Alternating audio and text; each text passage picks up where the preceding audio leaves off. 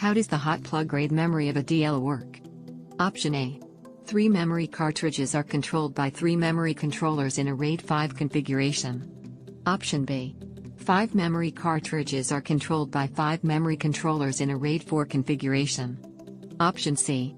2 memory cartridges are controlled by 2 memory controllers in a RAID 1 configuration. Option D. Multiple memory cartridges are controlled by a single memory controller and a user selectable.